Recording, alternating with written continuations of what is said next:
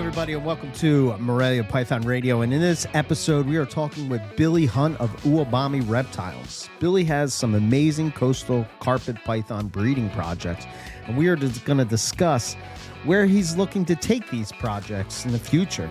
We talk about some of the different morphs, including tiger versus stripe, red, caramel, hypo, and how these things are being selectively bred and then worked back into some of these other coastal carpet projects. We talk about the vision of these breedings and where we hope to see where it goes and dreaming of what we will one day produce. We also will hit on some of the other snake breedings that he has going on. And Billy is a great keeper and breeder, and if you're interested in coastal carpets or just carpet pythons in general, I'm sure you will take something away from this interview. All right, welcome to episode 481. Jesus. Morelia Python Radio, and tonight we are joined by Billy Hunt of Uwabami Reptiles, and we're going to be talking about carpet python projects, especially coastal stuff, which I know that's near and dear to your heart, Owen. Well, maybe it was. I don't know. I don't know about you anymore. How dare you, sir? Since you now have officially turned to the dark side. Wait, which dark side? You are now Schmitty approved in your yes, I am. reptile collection. I suspect I will get some sort of plaque in the mail that says that this reptile collection has been approved by Schmitty, and it better be just a picture of him doing like a thumbs up with a cigar. I can see him with this. He's smoking his cigar right now, going sitting at the beer, thing. The cigar thing. He's like, excellent. I'm slowly taking over. I'm pretty sure I sent him the pictures. I have a pair of Bairds in the house. So where do they rate? I don't know. He didn't rate them. He said they were pretty good looking. Or said they were nice ones at that. I imagined he was just like in a closet full of smoke and like looked at it and was like, yes, good. Embrace. Those are good ones. The dark side. Yes. And then he's got like a big whiteboard in the back that has a bunch of herpers' names on it, and he just takes a marker and just crosses off Owen. It's like, next, Eric. Now I have to get Burke. Now for Burke. Everything's coming together now. So they're cool though. So what do you think of them in person? They're fiery little bastards. I mean, they're doing like the tail shaking. They're whipping all around. Like I have them right here. They're right next to me in quarantine, and the female has been staring at me this entire time. The male will constantly fall off of the bin that he's on. So every once in a while I'm working and hear a thud, and then he's just there on his back. So he might be touched in the head. But dude, they're very cool. They're very much a little bit more of a pumped up rat of a corn snake. Like the lab I used to work at in college, we had a yellow rat snake that was pretty sure was a wild caught, scarred up, just an angry pissant of a yellow rat snake. They remind me a lot of that. So I'm enjoying it. Yeah. Yeah. Perfect. Do you see you going down the rabbit hole of I'm not going to go insane. I already North have American rat snakes. Well, I have black rat snakes downstairs, and now I have the Bairds, and then I have corn snakes. So I'm good. Like what? You need some yellow rats. No, what are the other ones? No, I don't. No, gray rats. Yeah. No, What's gray rats? Are they a thing anymore? I don't even know. Were those folded into Bairds, or no? Those are separate, right? Depends who you talk to. Aha. One of those, yeah. One of those things. Everglades rats. No. And that's the thing is, like, I was sitting there and I have some cages set up for mandarins, and then I was thinking about possibly dipping into cockeye, and then these kind of fell into my lap, and I'm like, screw it, I've already got cages set, and plus these are cool, so yeah, jumped on those. Cockeye are cool, but I think you have to keep them like really cool, right? Yeah, and that's what's going to be. I didn't want to bite that apple with the mandarins and the cockeye at the same time because they're pretty close to having to keep them cool. Plus, somebody up here bred 100 flowers rat snakes and keeps tap dancing around those. And he's like, I had to cool them down to get them feeding, and I'll let you know once they're feeding. And I'm like, yeah.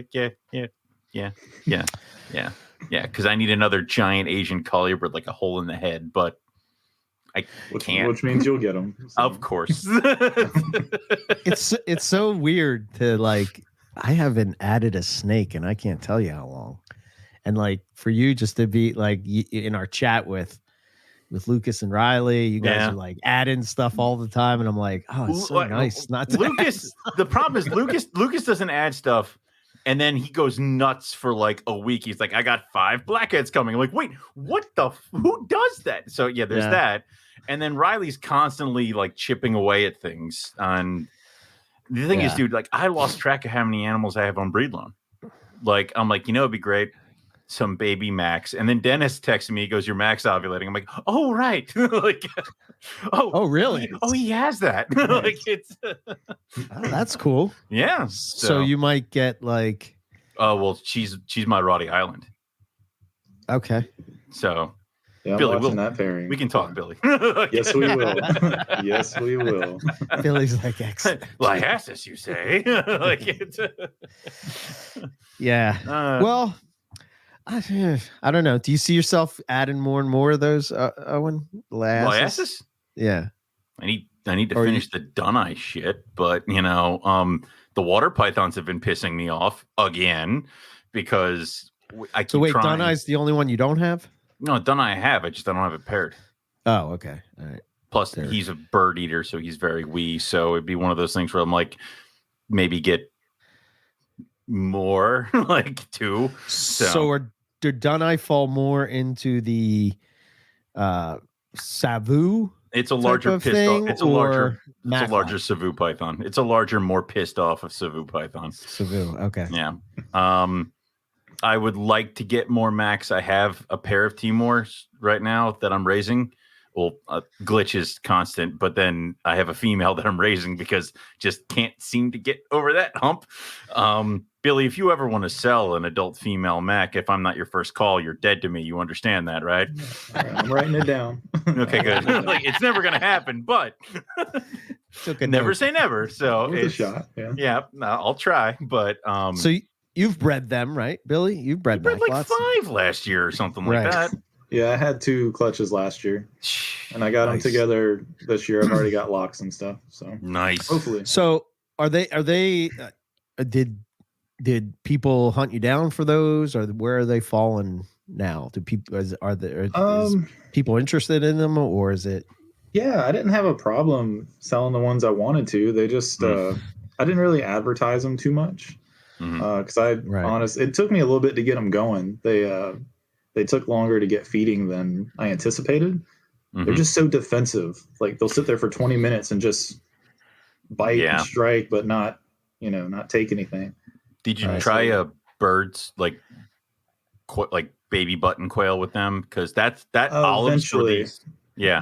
Eventually that's what I went to.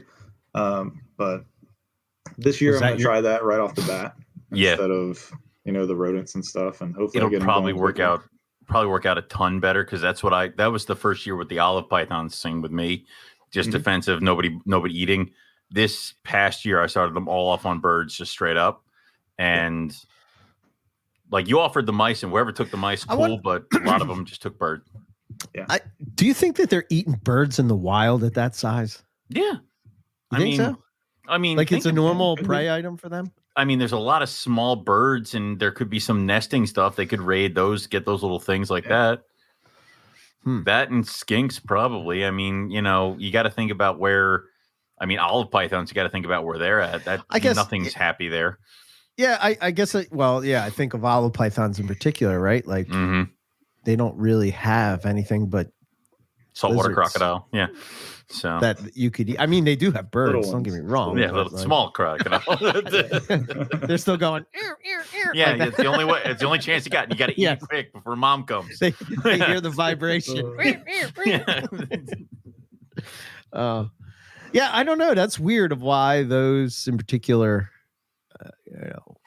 take birds over rodents. You would think that rodents would be something that they would go, like raiding rodent nests. I also think we got spoiled with everything else that eats a rodent right off the bat immediately. Like my Kelly, the one baby Kelly King I hatched, just like I dropped the fuzzy in there and closed the drawer, and that was like the first feeding, and it ate it. And I'm like, God, you guys are way better than everything. Like it is really, yeah. I mean, dude, I thought they were tougher. No, king snakes, no. Colubrids will eat. I mean, kings especially. Kings Kings are all They'll eat about each other. You like don't even put them together. It's dangerous. Like when you put hatchling, like with carpets, you put the hatchlings in the same tub don't do that with a king snake. Mm-hmm. Like you'll go in there and one baby will have eaten the other one and then tried to throw it up and died. Like they never see each other when they hatch. Okay, note to self. Yeah. What king snakes do you have? Cali Kings. Cali Kings. Okay. Yeah. Right. And Eastern Black Kings. Eastern Black Kings. Yeah. Are they different than I have one Eastern Black King snake. I had two. The male didn't make it, but I got a girl. You put the male in with the female? I did not do that. I was going to say, Joe sold those to me. I did not do that, Joe. Like it was no. So what okay. I'm like a colubrid noob. What kind of king snake is that? Eastern Black? Yeah. I mean, it's basically it's basically a Cali King, but it's black with almost like diamond pattern on it, like a diamond python. Are they like the poor man's diamond python? Kind of like because those are like speckled kings. I thought, yeah, they're from Florida, right? Right. Speckled kings? Eastern Blacks are from a little East bit. Coast? Yeah, duh. They're a little bit higher up from Florida. They're a little bit less black. They can come in yellow and white, and they have smaller dots, and they're very few in between. Looks like somebody took a black Cali King and flicked white paint in it. Okay. They're cool. Huh. I'll have to check them out when I come over. Yeah. To show me them. Yeah. Did I ever see them before? Maybe when they were like hatchlings. I don't know if you were here or around when I got them from Joe, but yeah, no, dude, come check them out and you can convince me if I'm going to get a new male or if I'm just going to let this one go. It's like you get to that point where you have so much shit. You're like, pair it or get rid of it. Like it's yeah, it gets to that point. And Billy, what have you added recently? Ooh. I said recently, so you don't have to go too far back. Like it good, is good. Well, with the king snakes, I ended up getting a pair of Apalachicola kings. Oh my god! Yeah, those are really the only kings I have really any interest in because they're so cool. And then when you research into them, how like nobody finds them in the wild and they're so rare and all that the story stuff that we all eat up. So and they come in stripes, so naturally. Excellent.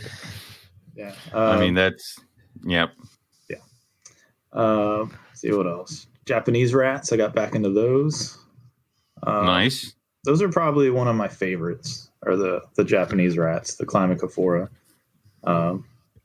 Russian rats, trinket snakes, Flavolineus. I think that's and some Hondurans. Nice. Hondurans are. I had a good group of them at one point, and I just I got into this thing when I was younger where it was like, you know what? I'm short on cash, ditch the colubrids, and I'd sell the colubrids, and then I'd be like, I miss my king snakes, and I'd bring them all, like I'd buy new ones, and it's like if I just held on to several of them, come on, yeah. Well, that's why I got the Russians and the Japanese rats because I was stupid and got rid of adult females, and it's like, well, now I got to start all over. But yep. It is what it is. It is. So Russian rat is similar to what? What would you say? That's they're like a regular rat snake? Yeah. If you're gonna compare it to something North American, just a regular rat. Gotcha. Them and Korean rats are pretty close. They're just real temperate species up in Russia and Korea and stuff because they kind of overlap up in that area. So a lot of guys have been getting Korean rats lately because they look the same as babies, and then they come into their adult colors and they end up being Russians. So that's how I ended up with my pair because they're supposed to be Koreans and they're not. So what do they color up like? How do they color up? They're usually black and yellow as adults. Yeah. I just shot you a picture of one, Eric, because I knew you were not really sure what you were looking at. Oh, okay. Yeah. They're pretty cool. I mean, they're different. Cool. Yeah. They're one of those things where, and I think Billy is kind of on the same page as I am, and most of the stuff is that I kind of want on my table stuff that when people come by, they have to ask me what it is, because that's just it's just fun for me. Because if they come over and they're like ball python, or like, oh man, what, like I walk away. It's I will say I had a show last weekend, and I brought the olive python babies, and I brought the adult male with me, and I put them in a display. I mean, you want to talk? I have to explain who he was to half the people there, but then other people were like, "Oh my god, it's gorgeous!" I did not come home with a single olive python baby. So, perfect. Well, yeah, Melissa sold most of them. So, sales a sale, right? Yeah, sales a sale, but yeah, I have to thank her where I can get it. Plus, she's screaming from downstairs. So, yeah, but yeah, it's that fun part of showing somebody something that they may not have seen before. So Russians are right on that page with that kind of stuff, where it's like even some seasoned herpers, or who think they're seasoned herpers, might walk by and not even know what the hell that thing is. So definitely. Yeah. So a lot of the old world stuff's like that too, because a lot of people don't realize how many snakes are in that group. You know, so but I even get that with the carpets. You know, I'll have people come up and they're like, "What kind of boas are these?" I'm like, and then you smack them across the face, right? And you say, "Get away from my table." I want to. I'm not there yet. I'm not the grumpy old guy yet. Not yet. Yeah, we'll get. He's still young, Owen. You'll get there. Oh, you're still full of hope. Don't worry, that'll get crushed soon. Oh yeah. That's good. So, okay, let's well, we'll get into all there's so many different snakes you keep, so we got tons to talk about, but I specifically wanted to touch on coastal carpets, right? Talk a little bit about them and like what projects you got going on. And like, so do you have like a lot of the, you know, the Russians / Peterson / Balin. What's it? Balin stuff, right? Yep. Yeah, I have the Russian Balin stuff. Then I have the straight Peterson stuff, and then I have Balin stuff. Okay. And if we're successful, you can have straight Russian stuff this year. Yeah. I'm hoping. I'm really hoping. You guys have no idea. God. Yeah. There's a collective thing of all the coastal carpet dudes who are just like, come on, do it. Just do it. So I'm going to throw this out there and see what you guys think. Do you think that we're moving to a point where with carpets that we're moving more away from the quote unquote tiger to more, because we're sort of mixing all these different, you know, lines and different you know, I don't know if you want to call them different blood. I'm assuming they're just different bloodlines, but you know, just to make a straight striped carpet, would you still? Eventually, were we going to get to the point where we're not calling them tiger anymore, or what? No, what do you? No, I think if anything, everything will just become tiger. Thank you. But I'm in the camp that if it's a Russian Balin, like you guys have seen when I produce stuff, that I call them Russian Balins because it has, you know, 50% Russian blood, 50% Balin blood. Like I want people to know what they're getting, and there's a different look to those animals than you know, just a straight Russian or a straight Balin. So until it makes sense. I mean, now when you're getting into, you know, it's 12% Balin or, you know, something like that, and then everything else is, who knows, like a Limke stripe with a Russian Peterson. Okay, it's a striped carpet at that point in my eyes, right? You know, but when it makes sense, you know, if it's 50 or so % of something, you know, I'll still label it as that. But it depends on to the point. I think the issue is that the layman is going to see a stripe and think tiger no matter what. So I think a lot of it's going to be definitely more tiger in things. And then we're going to have to do our due diligence more so than we used to of what we're looking at. Is it a tiger? How far away removed is it from the Balin stuff? If this thing hasn't seen a Balin tiger in 3 generations, we got to start thinking about what has it been crossed with and things like that. What other coastal projects has it been in? So it is kind of one of those things where also then you're going to start getting people that take a tiger and breed it to things like a Peterson or a Russian or anything else with a stripe, and which is essentially the same thing. And then just call them tigers and then not tell you that there is this blood in it and that blood in it. So I would see tiger itself forking off into several things. And then I would also see there being like a subgroup of tiger where you have no idea, but it's just a really nice striped coastal. See, I like the way that you do it, Billy, with the 50% and 50%. I guess I'm thinking of it in as far as like being respectful to Jason is like, why would you call you're sort of, let's face it, he's the tiger guy, right? I mean, he's the guy that put them on the map. So like what he's breeding, I would call tigers. And like, I think for all of us who's sort of moving away from, I think once you get past 50-50, I don't know what the cutoff is. I don't think anybody knows what the cutoff is. I guess we kind of have to decide what that would be. But if it's like 25% baling, we don't do that with Gamma, or we sort of poo-poo on that. Wouldn't that be the same type of thing? So wouldn't at that point it just be striped carpets? I mean, technically probably, but I don't think it's ever going to be. I think if it's got baling in the lineage, anything striped is going to be tiger. You don't understand our influence on this. Yes, I do. Yes, I do. Yes, I do. I've tried for years. My first thought on that is like when you start getting into the, like I've seen caramel zebra tiger jags. Ouch. You know, and they just look like, you know, no disrespect to anybody, but they just look like caramel zebra jags. You know, where's the tiger in that? You know, so it's one of those things that's hard to get everybody on board on, you know, what the rule is and who sets the rules. You know, I mean, at this point, everything's been crossed so much anyway. I mean, that's why the Peterson stuff is only who has it now. The Russian stuff, same thing, because everybody crossed them into everything and just called them tigers. And they're just all bled in. Now, and it's weird looking at jags that are available now.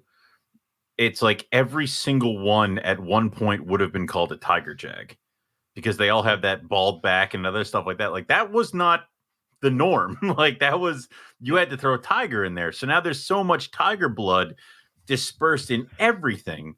Like I almost get excited when I get a jag because it's got the saddle that goes up towards the spine. I'm like, oh, you didn't get that touch by that tiger, did you? And it's because almost everything I produce has a bald back. And that was something that people had to push for and breed into. So, I think first off, coastals will throw stripes regardless. You can get the most banded animals and they'll throw a stripe somewhere from God knows why.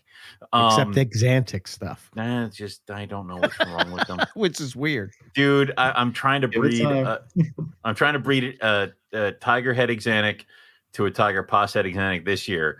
And I'm like, I guarantee you, everything that's Xanic isn't going to be striped, and everything that's striped ain't going to be Xanic. And I'm going to be pissed off. This clutch is going to piss me off. I already know it. And they haven't even bred yet.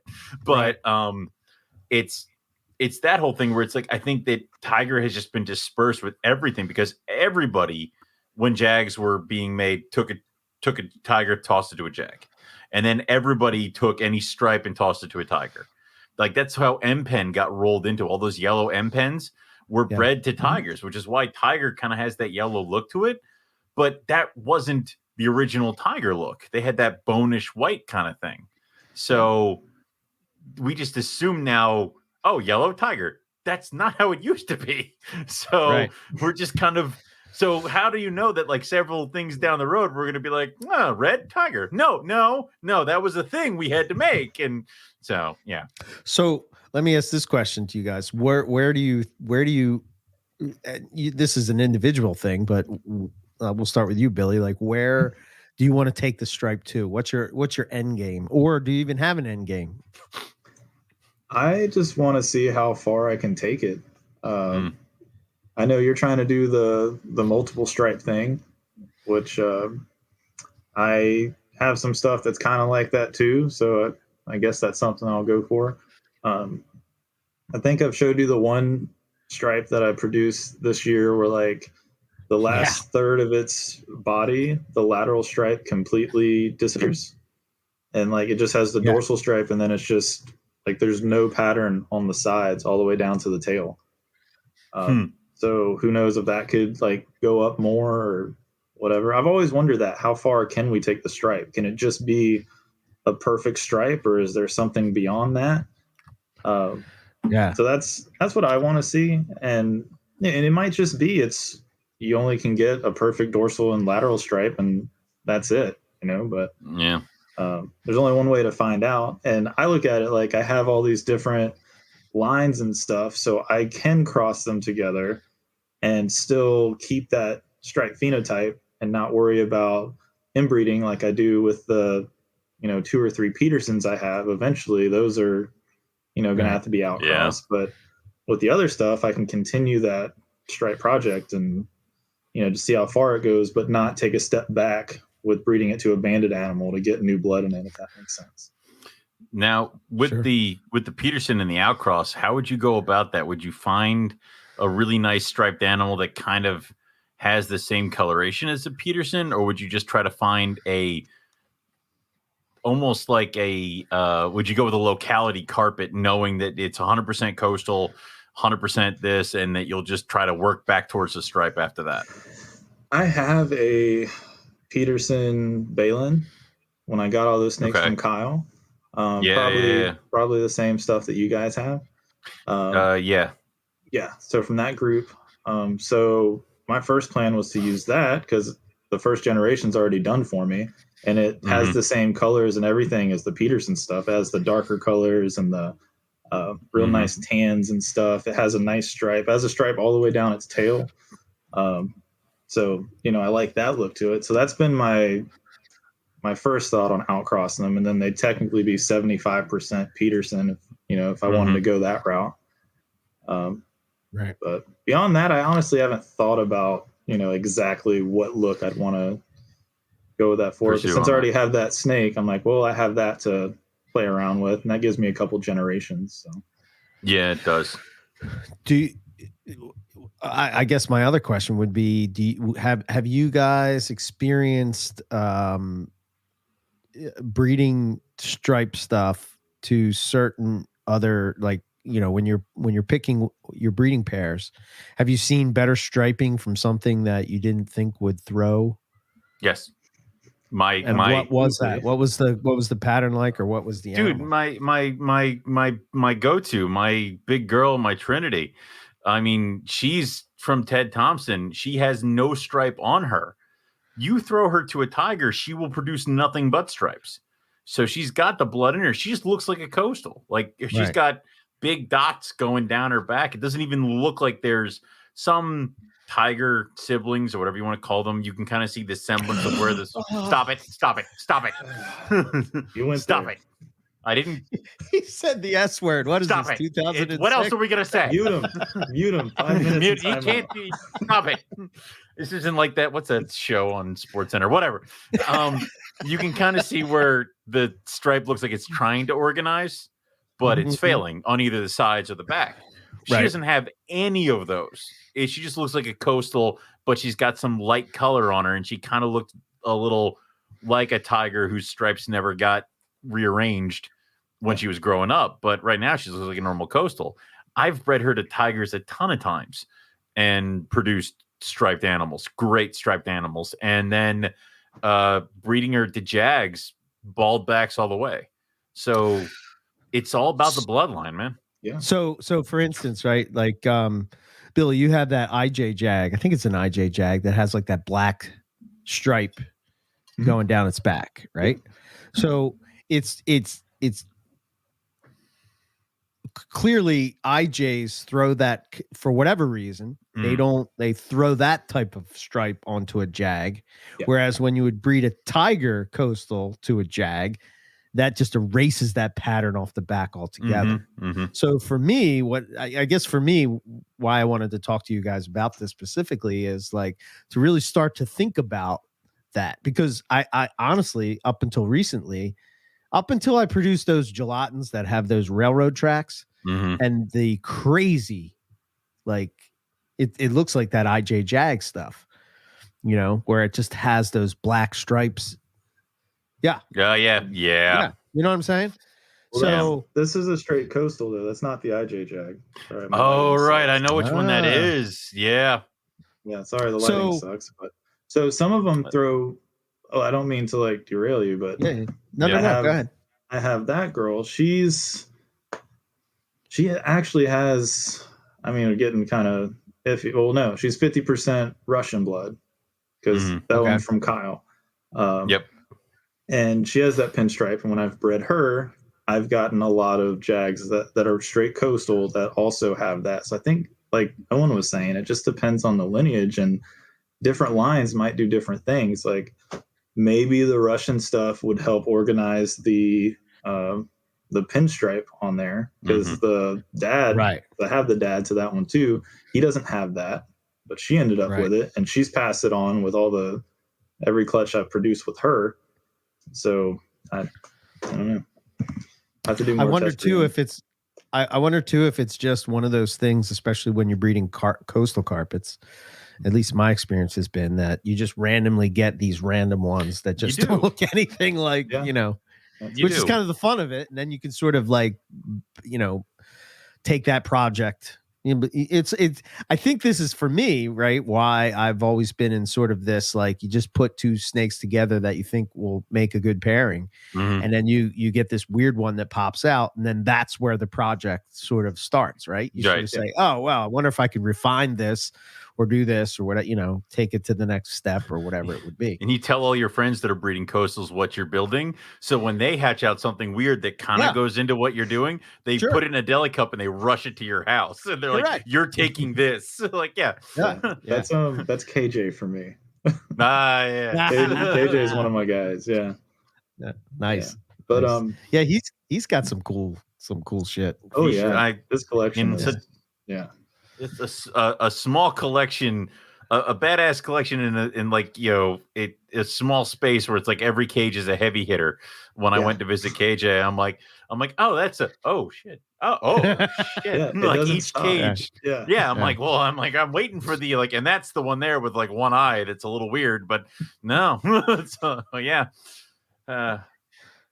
Sorry, I didn't mean to cut you off. I don't know if you were going to say something, but I sort of jumped in. But to answer your question about getting results that you weren't sure about, I have a caramel that ended up coming from Nick. I got him from Brat, so secondhand, there.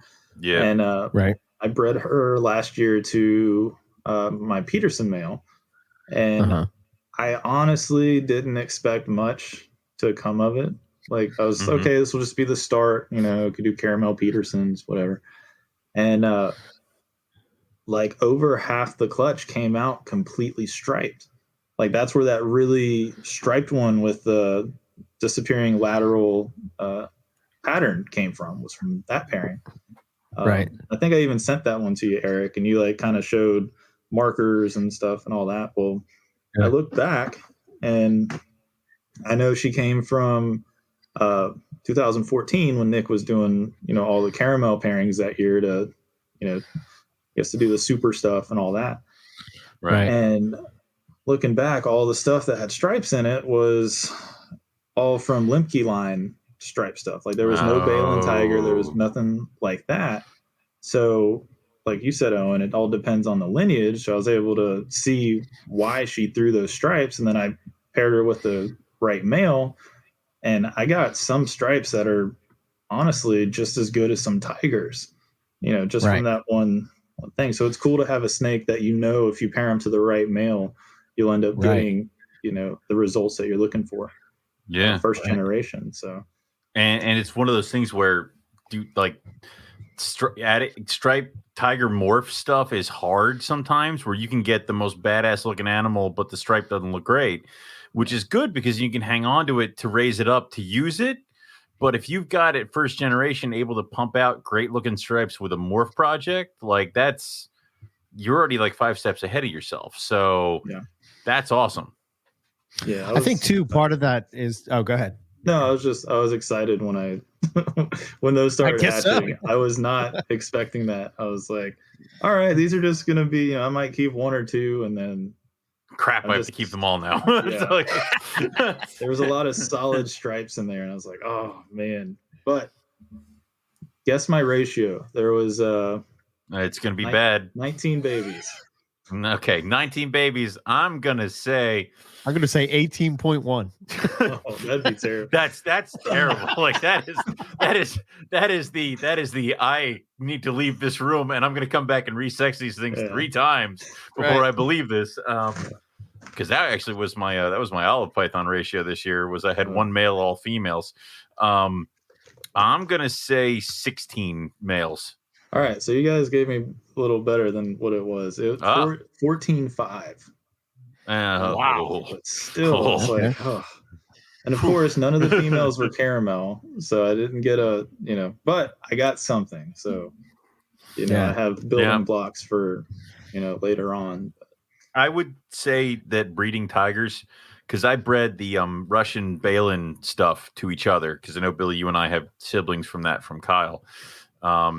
I bred them together this year, and I'm like, well, if a girl pops up that I really like, and I got the Clush, and I guess they were just pretty weak out of the egg, because I lost all but 2 about just not eating and anything like that, and they were gorgeous animals. Yeah. So now I have these 2 boys, and they look absolutely fantastic. And I'm like, you know what? I'll sell them and I'll recoup my costs. And then I'm like, nope, I'll keep them. It's like, that is just because I opened the drawers. I'm like, you guys are like some of the best tigers I've ever produced. Damn it. Like, I don't need males, but it's like, whatever. I'll figure it out. You're staying. So are they reds or are they? One is red.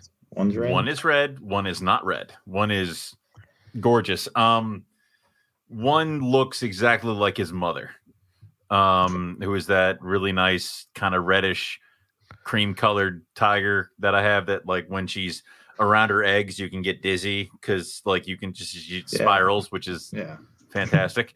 So one looks just like her. The other one looks like her, but like red. And I'm like, all right, shit. Like, and again, I need another red tiger. Like I need a hole in the head, but whatever. I have like probably 8 of them over here that I'm like, well, what's another one? Throw it on the pile. It's like, exactly. I'm just for me, I think of like, I guess we're a little bit spoiled in the way as far as like, I think a lot of people that were coming into it and say when we started NPR, Balin had already been breeding for years and years and years, refining that, right? And we're thinking like, we're just going to plug this in and it should automatically make stripes. And when it doesn't, at least for me, I would be like, oh, this is a bullshit project, Fuck this. Then I thought about it and I'm like, well, you got to put some years into it, and you got to slowly refine it over time, and in order to get those stellar results, But I would like to see, I think like, I don't know if we'll be able to do it, but I'd like to see like, if we can, thin down the lateral stripes or add that, solid stripe on the back or, the pin stripes on the side. And I guess it just gave me these ideas, like I said, with the gelatins, because I got gelatins and really they're not striped at all. They look normal, but man, did they throw some crazy stripes, and I think that's just we saw them in Australia and sort of have a similar look. So I don't know if that's just from that specific locale type of carpet there that they throw that. And maybe with us, we have a specific, locale type that we're working with. And also you got to think about is that most of the shit that we have in the US came here in the 90s. And then that's just what we've been doing. We've just been swirling the pot and adding stuff to it. So it's like, well, man, carpets throw stripes. Well, yeah, but like, is that because of all this, like, all the stuff that came in the box originally through stripes? Like, I mean, come on. So I don't know. Yeah, it's crazy. If only jungles threw stripes like that, right? I mean, dude, Yeezy, dude. Oh yeah. I still don't understand. Looking at the striped jungle projects that are going on in like Australia and stuff like that, I understand they're in Australia. They have, all the easy shit, whatever. But we haven't figured out a striped jungle project to rival that. I mean, come on, man. I think I might say something controversial here, but I think we've kind of bred jungles to have the same look. Do you remember back in the early MP days where you would see like Andrew Hare would post up pictures of his jungle collection, and you would have like jungles. Like what? You know what I mean? They would have like this one had fish netting, and this one had a tiny yellow stripe, and it was all black, and this one was like you know.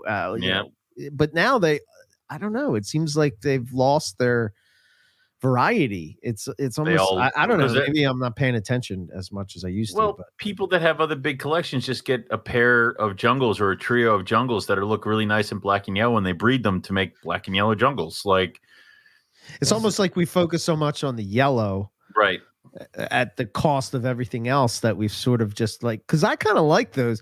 I think of those like that fishnetty type of jungles where it's like. You know what I mean? I liked the 50-50. I don't really see that anymore. Do you remember the 50-50s where they had bold, like big bands of yellow? Like, yeah.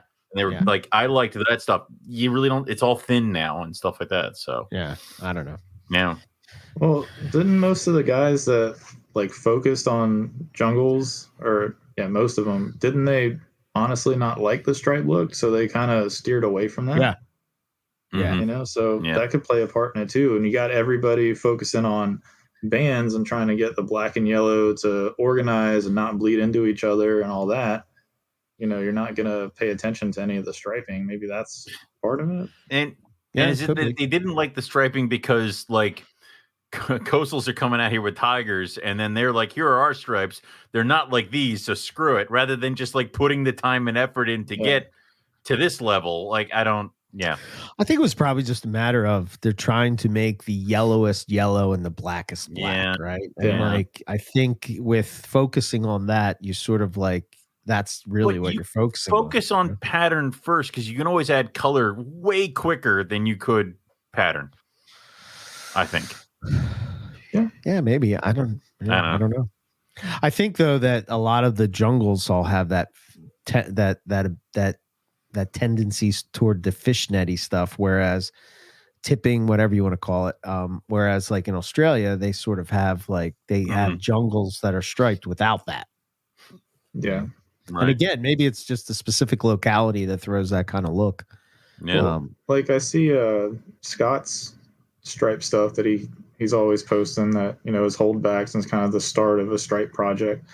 And like they have a stripe, but the bands come up and it almost looks like a rib cage type of thing going down the whole snake. Right. So it's curious. I'm curious to see how that progresses as he, focuses more on the striping, and will that go away? Is that always going to kind of be there? So.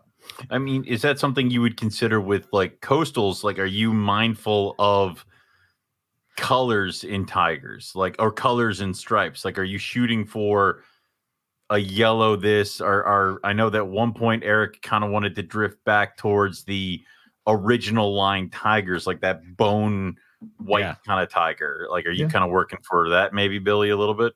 Yeah. Actually, I have a lot of plans for tiger stuff, morph wise, and just refining lines and seeing how it goes. As far as the color and stuff, the biggest one I want to work on is in the Petersons. I have a pair that the dorsal stripe is like really clean. Like it's a real thick dorsal stripe. It's clean and it's brighter. And then I have another pair they're a little darker, but like they have like speckles in the dorsal stripe. Kind of like a dirty look to it. I actually prefer the dirty look. So I'm, my plan with those is to, breed those pairs together and see if that, what happens with that. And hopefully they, the clean ones stay light and the dirty ones stay dark, and, just go from there. Yeah. You're talking about color and stuff, right? And so I have that one, to your point, Owen, I have that one project where I'm trying to recreate an ivory jungle, but in a coastal form. And a lot of that stuff, probably because it looks that way, has probably become, it's very, very close to, I think it's just 3 generations away from Will Leary and Balin's, basically their original Tiger Jag project, right? Because what he used to call them, and I'm going to say the SIB word now, the Tiger Jag SIB. So because you have to give warning, because I didn't give enough warning. Yes, trigger warning for everybody out there. People get triggered. Sibling. Yeah.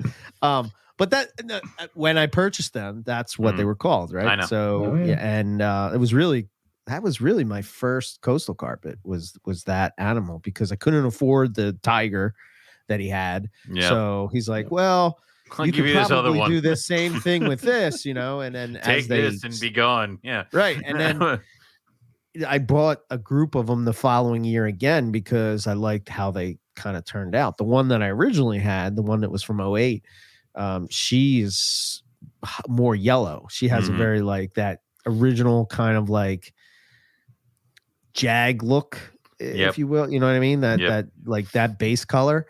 Whereas the other 3 are basically bone white. And then when we were hanging out with Balin in Tinley years ago, he was talking to me about that, and he says, yeah, they just throw these like bone white coastal carpet things that are, that are cool. And I'm surprised he hasn't really tried to refine that. I guess he's so focused on the red that he's got other stuff cooking. And we talk about big mistakes made by younger Owen.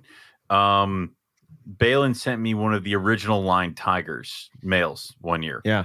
Right. And I bred it to that coastal from Ted Thompson, and she produced a hellish amount of beautiful tigers. Yeah. And I split the clutch with Balin and I sold them all. And it was idiot. I'm really and I'm sitting here and I'm just like, God, you wanted to make room for Cow Kings and something like that, tigers, or something. Idiot. I was just like, you know what, Carmel, Eastern more Kings. Space. Yeah. Like, let's get. I need more room for these fantastical morphs. Like, it was just. We've all been there, buddy. Yeah. Oh yeah. Sitting there, and I'm like, that's a dumb fucking move right there. Yep. So live and learn. Yeah. So and it was just one of those it's an original line tiger, so he wasn't really that impressive by the standpoints of tigers that we would see, but the babies came out wonderfully striped, and also it was fresh tiger blood that Balin used in other projects and stuff like that. I was dumb and sold them all, but yeah. So, but I also have this, and again, this just goes to my point about these crazy ones that just pop out, right? So I bred what I call the 07 tigers, red tigers, which was that one that he had that unrelated peppery male thing, right? And I have a pair of them. They have a black dot at the end of the scale on every scale. So they have that pepper look, but they're striped. Yeah, those are awesome. I saved those pictures that you sent me. I'm always looking at them. Yeah. And the ones that I don't have. It's like, that's soon. My list. Yeah. Soon. So I wonder, when they grow up and I breed them, right? Which maybe next year or something like that. 12 years. I wonder if I'll be able to. Yeah, right. The way I raise things, but they're on hoppers now. At the age of 6. Pinkies. Dude, what are you doing? Please. Just feed them a little more. Yeah. But anyway, those in particular, I don't know. I wonder what's going to come of those. Maybe nothing, but it's just odd that you look at that original male. And I think this is sort of the plus of having lineage stuff, is that I never really cared about I cared more about looking at because it would help you refine your breeding project, right? Mm-hmm. If you knew that thing threw stripes or had, to your point, Billy, earlier when you're talking about the caramel stuff, where Nick went hog crazy trying to produce striped caramels. He bred everything to Lemke and he was trying to outcross and da. But he got the, he didn't necessarily get the greatest of stripes, but then you breed those animals generations later and they just throw amazing stripes, because it's in there. Yeah.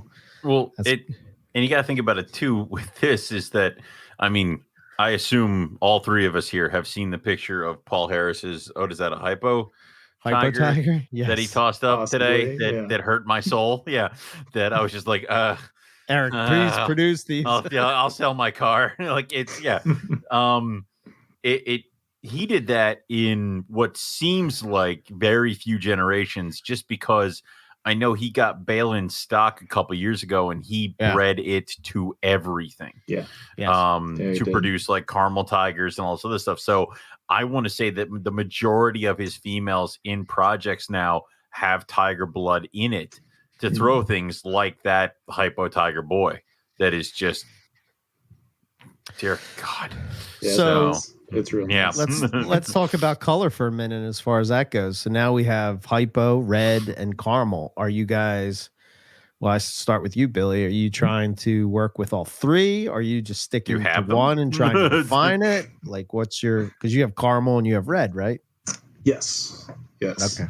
So my plan with those is I want to see what Axanthic caramel tigers and Axanthic reds would look like, and I want to put them side by side and just see if there's a difference, or see if I wasted a whole bunch of years to look at it. I have a red het Axanthic from Eric Hernandez, and just the het, like it's not a stripe or anything.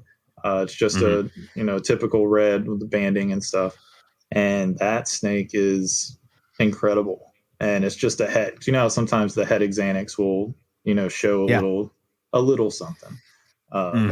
So I'm curious to see what the visuals will do, and then put that on top of tiger and all that, because it seems like tigers seem to be, or my reds seem to be a little brighter.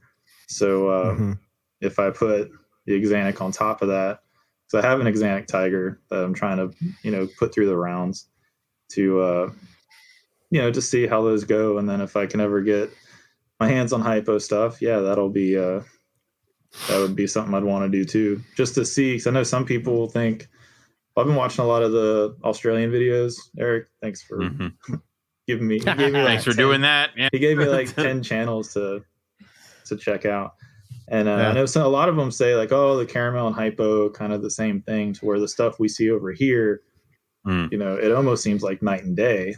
Like it's got to be different. So I just kind of want to see for myself, with that, and put Axanthic to it and go from there. So the caramel, in my opinion, the caramel, from what I've seen with them, is the caramel seems to have more black, but they are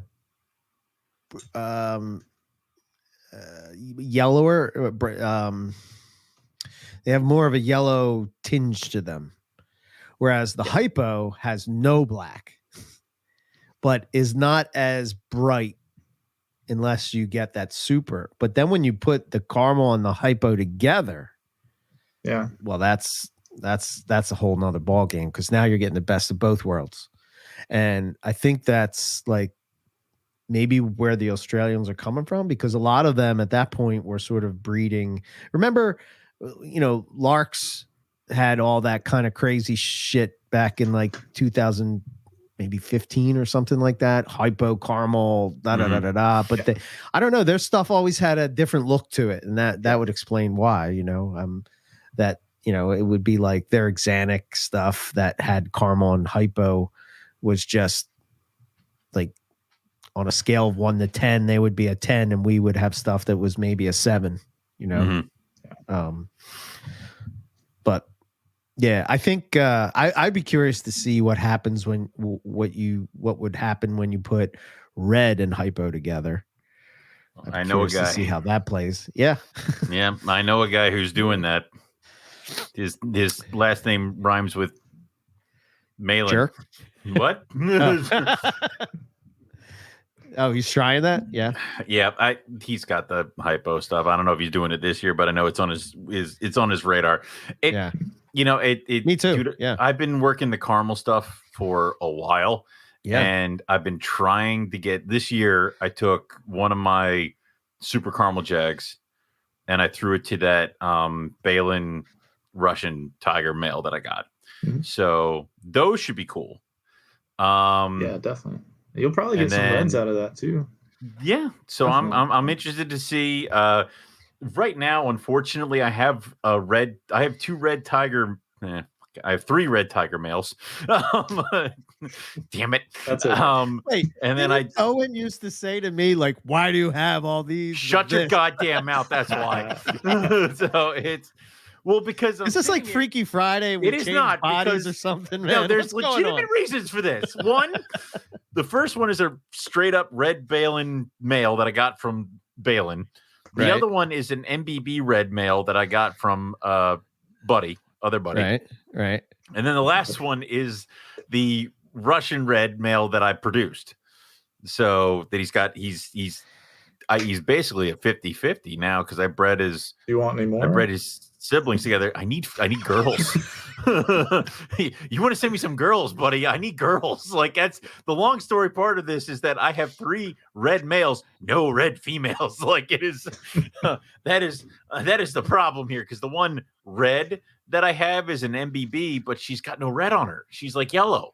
So what about the jag, the red jag? Can you read it to that? That's a jag. She's over here. I mean, she'll produce tigers. She's a Molly Ringwald kid, and she's on my list. I got shit, but I want a tiger that I can produce and just make tigers. So, yeah, Billy, you and I gotta talk. Okay. Yeah. Cool. Well, so where do you guys want to take the red to? We talked about the stripe, but where do you want to just try to keep that into adulthood? The color, or where do you say it? That's what Balin was working on, but the problem is that, and that's what I just alluded to. You sit down there, and you sit these 3 animals next to each other. The Balin red looks different than the MBB red, and the MBB red looks different than the Russian red. So it's like you got these 3 things. You got 3 different things you can go to, and it would be great to have fun with all of them, and I will. But I also kind of want to breed them to animals that are on the same page as them to produce more of them. So, like what Eric said, I have that red jag, the red jag female. She's from a Luke Snell red jag male to a Balin red tiger. MBB red tiger. So I can plug her into several of these projects. She'll produce great looking animals, and jags, great looking freaking jags. But I also want to just go with the tiger route too. So get that. It's difficult. So what I would like to see with the red is obviously maintain the color throughout their adulthood, but some of the more muted, darker red animals are still really cool looking, in my opinion. Yeah, 100%. Yeah, like the Balin original red line tigers, they're kind of like a dark red, which is cool. But are you talking about the 07 stuff? Yeah, I love that stuff. God, and I'm an idiot with that too. I had like 5 of them, and I sold all the babies because I just was breeding. This sucks. I'm an idiot. I'm not. I hate this episode. I hate you, Billy. I thought you were the coastal carpet guy. What the hell's going on with you, man? Bring Billy on. It's like if Owen kept everything, he could be like he could be right here.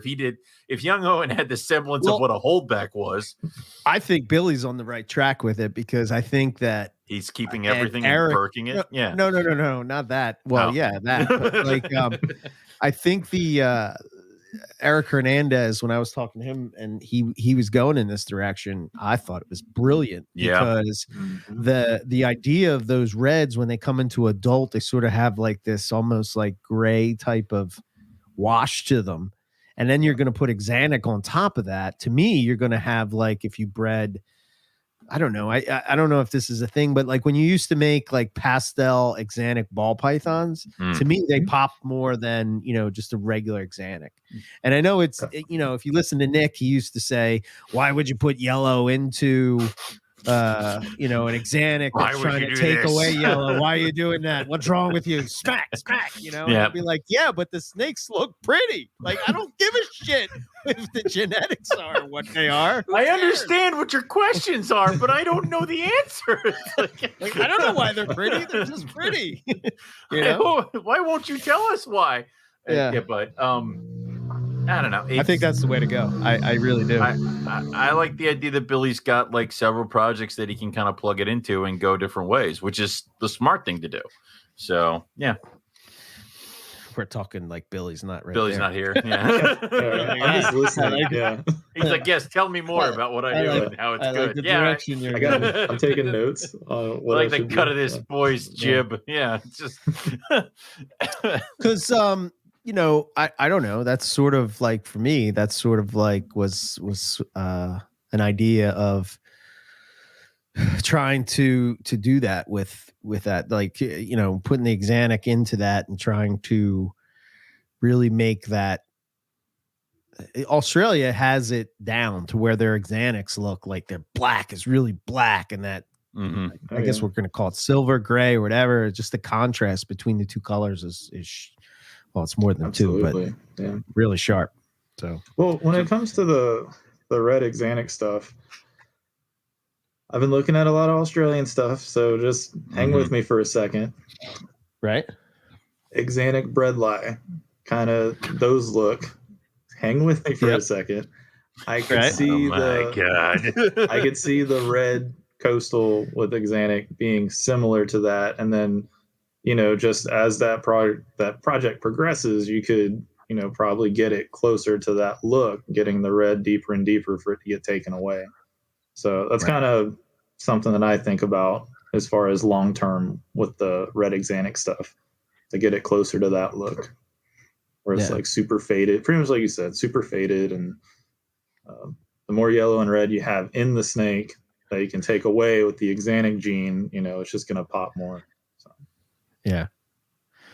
And it's what's weird with the Russian red stuff is that, like, your male Owen is like yellow and khaki and and then your female is just like the opposite. Like she's more red.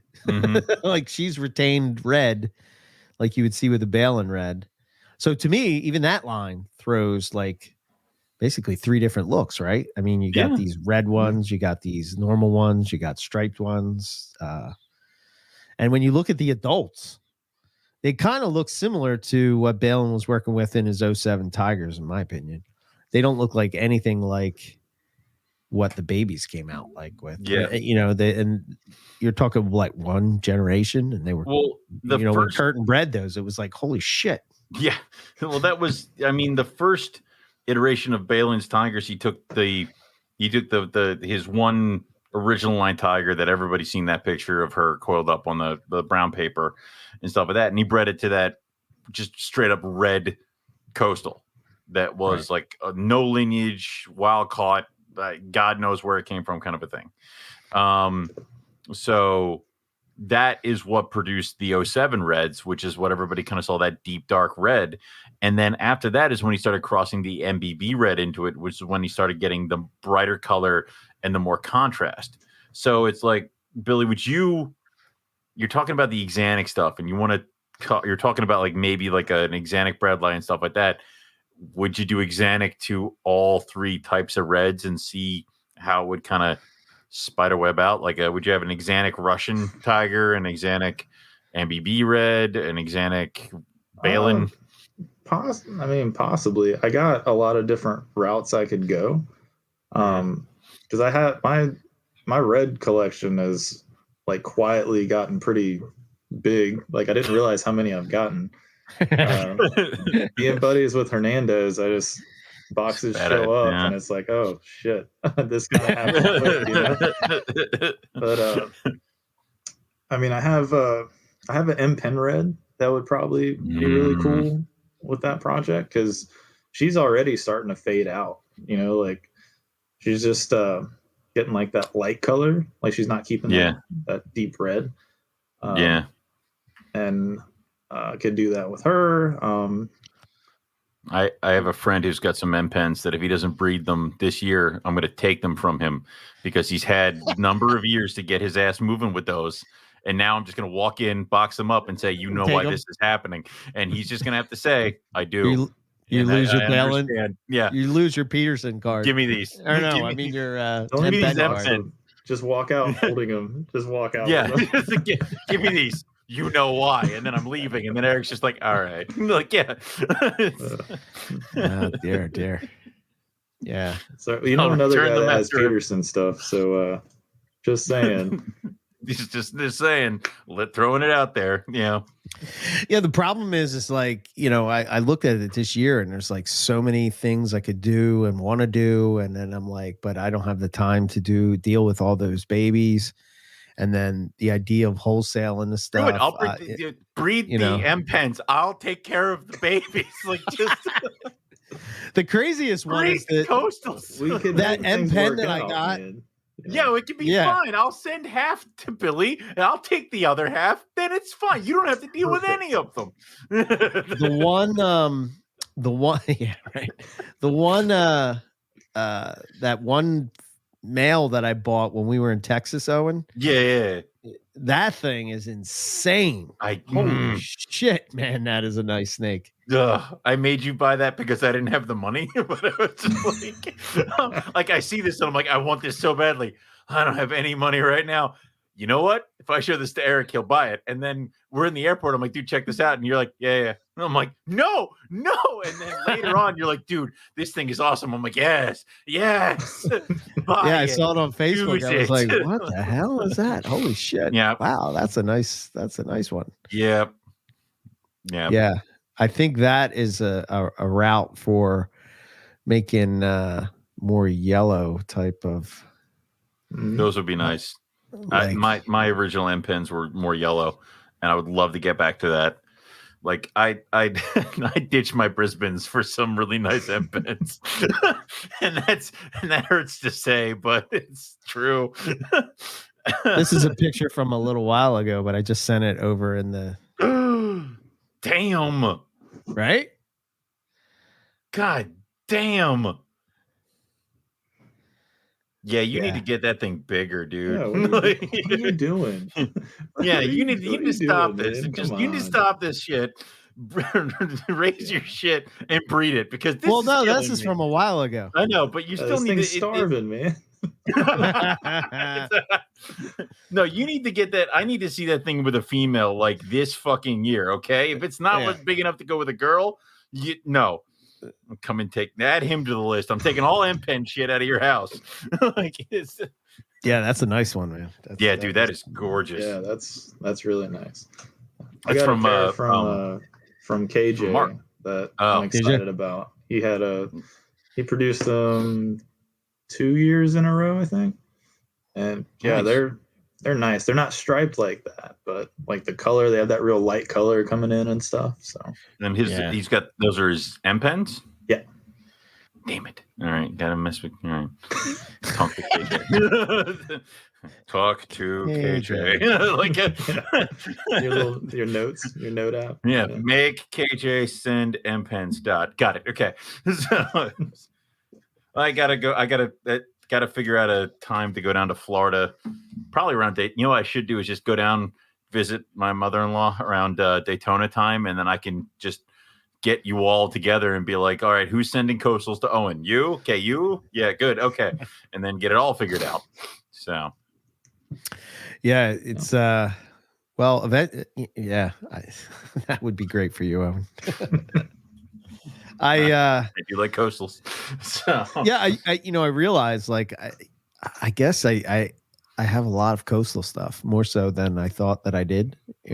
I thought that I had more IJ stuff than coastal stuff, but turns out it's probably equal, which is I mean, it's weird because I'm in that weird funk right now where I have a bunch of females growing up and I don't have a lot of females breeding. So I'm sitting there and I'm like itchy.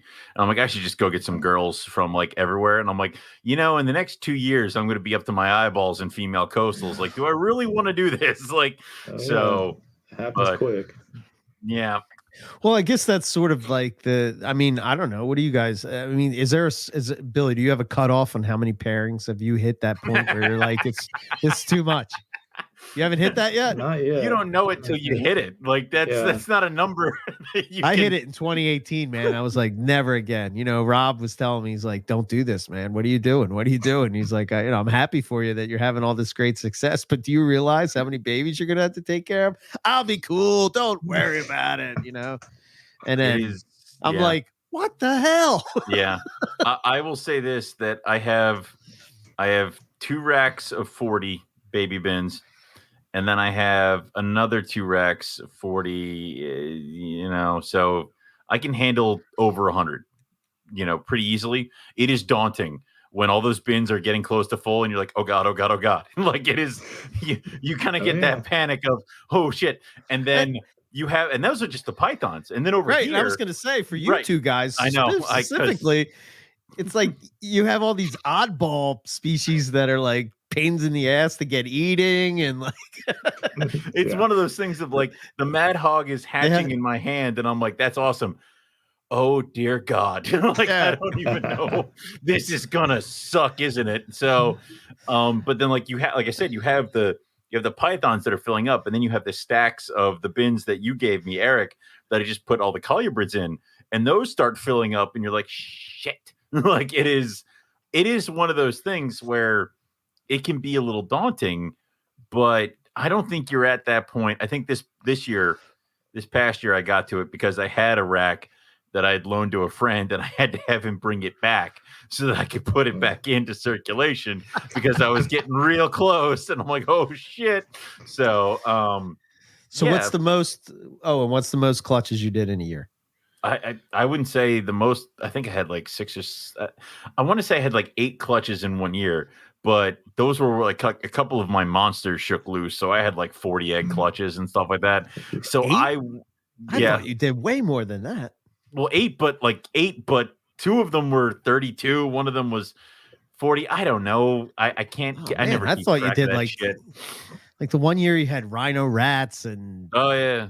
No, I might be closer to 10. Colubrids help because then you stagger them. So it's like you've panicked and you've sold a bunch of pythons, and then the rhinos hatch, and you're like, okay, I can do this too. Right. So it's like this perfect balance of making sure everything hits. Dude, it's like right now I go downstairs to my snake room. I'm like, I have nothing to do. I don't know what to do with you guys. So like I just wander around and do whatever and feed the colubrids because they never stop eating. And then leave. It's like, we're talking in May, in June, like it is going to be rough downstairs just because of the eggs hatching, babies. How many pairings are you going this year?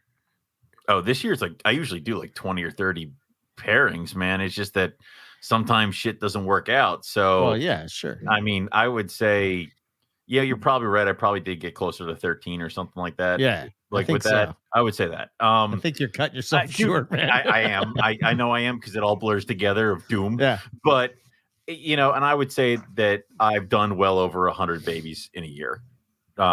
Easily. Yeah, over 100 is too much. What about you, Billy? What's the most clutches? I know you crush it every year, man. You're just pumping out babies. Well, last year was my biggest year. I think it was 11 clutches. Nice. Last year. And I was at like 90 babies, something like that. Okay. But I mean, the carpets usually don't give me too hard of a time getting going. It was the 17 max and the spotted pythons that were spotted. Oh my God, I'd kill myself. Yeah. I'm saying that, and I had to like wrap fuzzies in gecko skin for mad hogs. So I don't know how Justin does it, man. He has like, Western stems, Eastern stems, pygmy pythons, children's pythons, all in 1 year. It's like sweet lady DDP. That's why he's addicted to Diet Dr. Pepper, dude. Well, you know how I got it going? Because I hatched 3 of them. 2 of them just ended up rolling on me. And it took a little bit because it's my first time messing with baby Antaresia. And I ran out of pinkies. So I had all these colubrids. So I was basically doing like the drumstick off a chick. You know what I mean? Okay. Yeah. Right. All right. Okay. Yeah. Okay. And I was like, well, I mean, what's the worst that could happen? I put it in front of that thing, nails it, and wraps it. Like, I was able to pick it up and put it in my hand with like constricting it and stuff, and it just kept eating it. So I gave it one more the next feed, and then it took Pinky's no problem. So sometimes, man, it's just getting them rolling. I mean, I had a stubborn baby mad hog, and then I found out a buddy of mine breeds button quail. So he brought over a couple live, and we're talking like a bird the size of a bumblebee. And I put that in some of the, I had like 2 carpets somewhere eating, and then a mad hog. The second those chicks hit the paper, these things come like flying out of nowhere, mouth wide open, just nailing them. And I'm like, all right, well, so like when in doubt, man, birds. We get spoiled thinking everything, just takes whatever we give them, and that's not always the case. Right. Yeah, dude, I was what is it? Rodent Pro has they just stocked up on it. Jesus. Oh wow. Great. That is a big meal for it, dude. Dude, it took it like a champ. Wow. I didn't think it was gonna take it. Oh my God. But yeah, now isn't it? Yeah, I've had that situation where you're like, it's not going to take it, and then it takes it. You're like, oh shit, killed it. Yeah, we'll see what happens. We'll see what happens. It's a rock star now. So. That's my ring python, man. That thing's got such a small head, but it'll eat like a small rat, and then it just looks big and bloated for like a day, and then it's thinned out. And I'm like, I don't understand how you're growing. Like, you're not growing the way normal pythons should, and this is weird. So yeah. Yeah, they're interesting for sure. I love rings. I need to get a boy for that.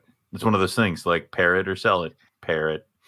So, you gotta get your numbers up. So you gotta get the numbers up. I can get the numbers up. I got 14 more pythons. How many you got now? 12? I was wondering when that was gonna come up. I knew we're circling back to it. Yeah. No, I just got 4. I just got 2 pair. Okay, we're on the same page then. Just dabbling. Just sticking my toe in the water a little bit. Yeah, I did. So are yours at breeding age? No, sorry, go ahead. No, okay. But you did happen. I did message Rob, and he was like, "Oh, you just missed them. They went to Owen." And I was like, damn it. Well, that gets us back because every time you mention the snakes from Kyle, I'm like, I got all the babies. Billy got all the adults. What the fuck happened there? Yeah, it kind of jump started my whole situation. I don't understand how that fucking happened. Like, well, it's real simple. He probably lives near Billy. No, he lived near me, dude, at the time. Oh, when Kyle he sold was here. Yeah, that's right. He did live in PA. That's right. Kyle was up here, and then he came here and let me sex all the babies. And I'm like, he's like, I'm selling them. I'm like, where are the adults? He goes, I already sold them to a guy. And then I find out through like the chain that it's Billy, and I'm like, well, at least you know where they're at, right? Yeah, exactly. That's what it comes down to. It's like, at least I know where they are, like if they're in striking distance. But yeah. So Timor pythons, what's having fun I don't know. With those? Yeah, are you breeding them this year, Owen? You? Dude, I've had trying to. I lock them in a cage together, and then I see what happens. Okay. Right now we're in the see what happens phase. They've been together since October, and they've had access to each other through that like tunnel thing that I got going on. Yeah. And this past weekend they were in separate cages, and they've been in separate cages for like 3 or 4 days now, nowhere near each other. So the hell if I know what's going on. The female just shed. We'll see. The other pair that I have is not old enough. They're getting there. The ones from Rob. The ones from Rob are getting there. They were gorgeous. I love, dude. Yeah, they were pretty. Yeah, and they only want to live in tubs, and I'm like, you guys suck. Like, he put them in cages, and they lost their minds. So I'm hoping with give them a little bit more size, I can try to get them into some cages because they're just beautiful animals. Yeah, they are. Yeah, and I'm hoping this year. But I was going to get I got 8-foot cages that I'm going to set up, and I'm going to try to give a little bit more room to my blackface white lip, put them in 6-footers. And then I'm going to try to do some different tunnel things. Cause dude, I've been loving the hell out of those. I had a bunch of little 1x1 cages that were leftover scraps when I had all my cages built. So the guy just made them into these 1x1 cubes, and I attached I put PVC tunnels for them, and that's what the Bairds are going to go in, so that they can go around and go near each other too. So I'm going to do that too with the 6-footers for the white lips. So, listen, I know me handling them and me touching them is stressing them out, so I'm going to remove me from the equation, and then maybe I'll get eggs. So we'll see. What's your approach, Bill? Have you thought about how you're going to breed Timors? Have you put any thought into it? A little bit. I think I'm going to try the gourmet rodent approach. Feed the hell out of it. Yeah, feed them a whole bunch. I'm thinking like bigger tubs for them since they're just so nervous and stuff. Because they seem to do well with them like that. And I mean, if they freak out in cages, I don't want to stress them out because that's not going to do anything positive for the animal. Some do it well. Like Don Patterson produced them this year, and he has them in cages. So that's not the end all be all. But that's my thought. But I'm still a ways away because I got the one pair is probably 2.5 years old. The other pair is maybe not even a year yet. So they're still young. Okay. So I'm still just raising them up and learning them and getting shit on all the time. And all that stuff. So I would say that every pair of animals is different. So you can kind of get a roadmap to do it. But I will say this, that once the weather starts warming up here a little bit, I am going to feed heavy both of those animals and still allow them access to each other, because talking with Lisa this year, because she produced the black face white lips, it's like they bred late. So even though they were together, they just ended up breeding late. So having access to each other and not giving up on it until like July or something like that. And then it's really easy.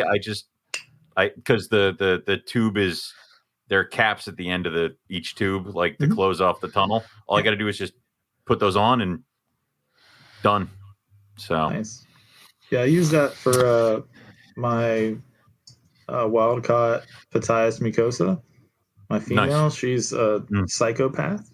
So I have like the trap box thing with the PVC, like a venomous trap box. Yeah. Pretty much. Well, I like made it with pretty much the PVC piece and then the threaded, side on. So you put the cap on it and all that. Yeah. What Wheeler does for his scrubs.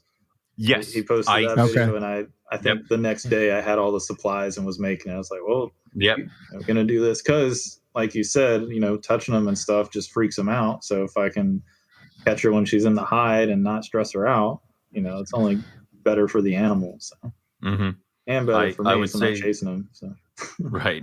I would say I stole the whole bridge thing, like the design, straight from Wheeler. It is exactly what he does. Yeah. So he's got some cool stuff over there. Yeah, cool ideas. So I knew we kept him around for a reason. So good old Wheeler in it, Oh yeah. Well, there's that too. Trying to be known for other stuff now. So I'm glad it's working for you. I mean, it's good rebranding. Yeah. So here's I'm gonna switch gears for a second. I was looking at your Instagram page earlier, and here's a snake and no one will tell you this because I remember being at Hamburg. Tangerine Honduran snakes. How are they? They're awesome. I freaking love them. If I was going to work with a colubrid, that's what I would work with. They're a little squirmy as babies, but I mean, once they get some size to them, they're pretty placid. They're easygoing.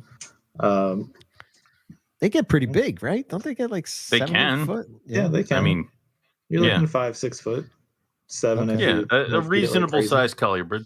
Yeah.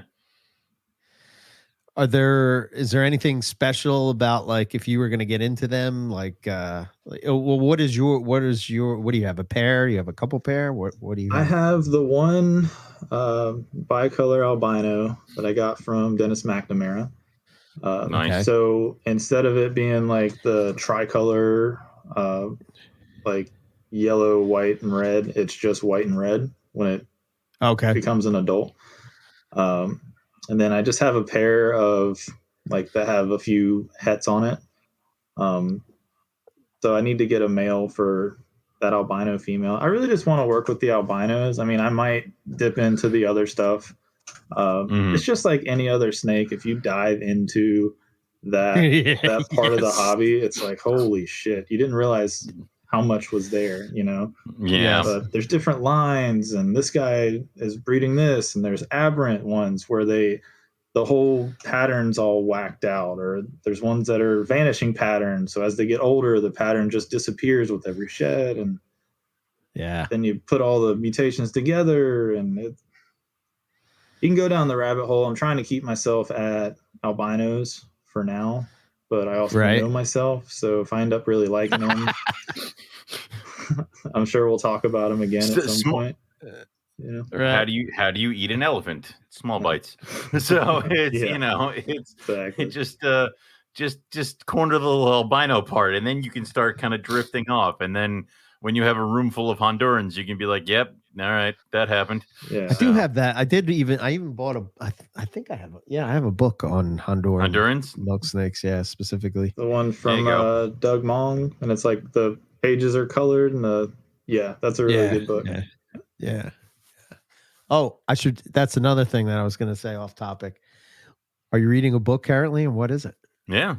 Book. Wow. Am I reading a book currently? I am not currently. I know you're a book guy. I am. I am. I'm not currently reading one, but the next one on my radar is I got the. I always butcher his name if it's not in front of me. The Burt Langworth. If I'm saying it right. Agama International from back in the day. Yeah. I got his 2-book series that they put out, the autobiography and the thing. Yeah, that's the next one on my radar to knock out. And because I remember when I first got into reptiles, I didn't like snakes. I was all about lizards and stuff. And I remember that website, and he had the Australian water dragons outside in Alabama all year long, and showing how they would just burrow when it was freezing. You know, I just ate that shit up. Right. And I remember seeing those in Daytona every year for like $50 a piece. Like they were so cheap. And I now, kicked myself. Now if you want one, good luck. Good luck finding them. And it's but that's the next one. So it'll be more of a history book, which that's honestly I like that kind of stuff a little more because I like to see where things were and how they progressed, and I nerd out on that kind of stuff. So did you ever read the Dragon Trader? Is that what it's called? The Dragon? I don't know. That? Yeah. Okay. Yeah. Yeah, that's a good one. That's a good one for history. This one just arrived in the mail. The biology of boas. Nice. Yeah. So Riley recommended this one because apparently Ryan recommended it. So, dude, I recommended that to you 5 years ago. You're not Ryan like, Young. Shut up. It's like, I don't. Shut up, yeah, nerd. But Riley, a silent nerd. And how many white lips do you have? None, exactly. I see how it is. Yeah, that's a good book. Yeah, I'm still working on the. But that's more like papers, Right. It's like a scientific paper. That one's heavy. I'm still working on the secret social lives of reptiles that we. Yeah, we'll be reviewing that. Week, we got to review like that. Chop.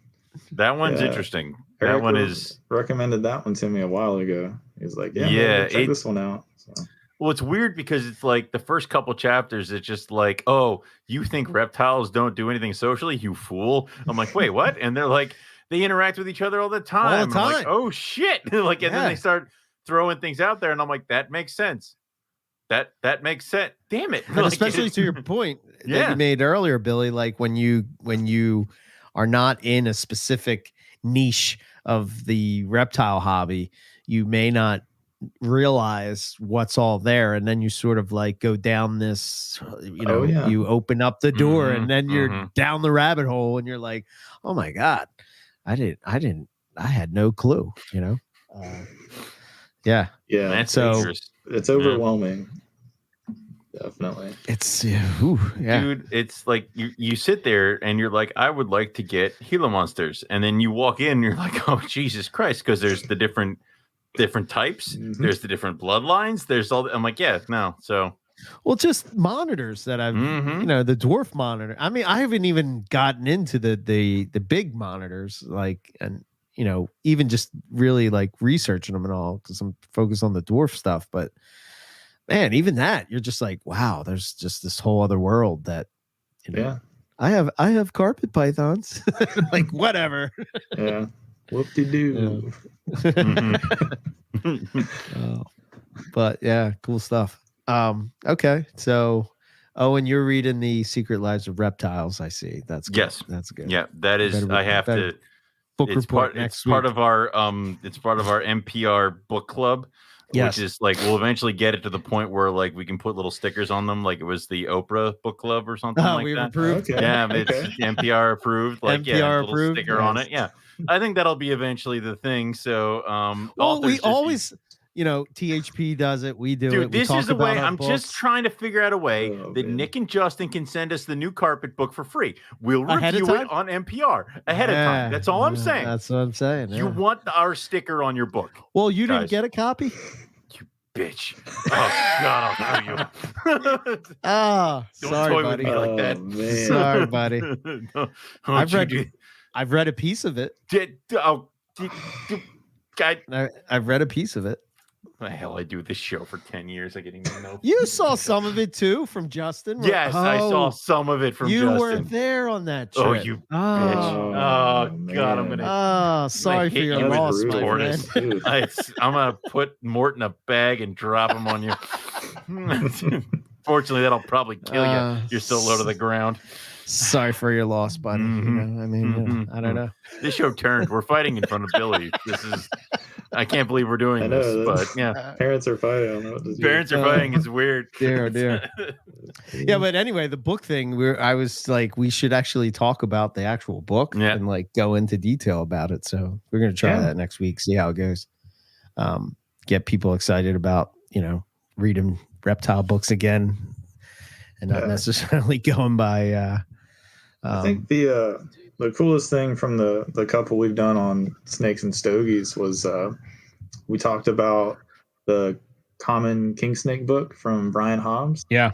And great book. Like the next day, Brian messaged us and was like, hey man, I just want to thank you guys. Like I ended up selling like 10 overnight. So apparently, and everyone was like, oh, we saw it on this podcast thing. So it's cool to get people excited about it, because like you said, have people actually dig into information. Like I have all these books on stuff I'll probably never keep, boa constrictors and all the different king snakes and stuff, but it's cool to have because I think you can take something from different species and apply it, if you have an open mind 100%. With anything. So yeah.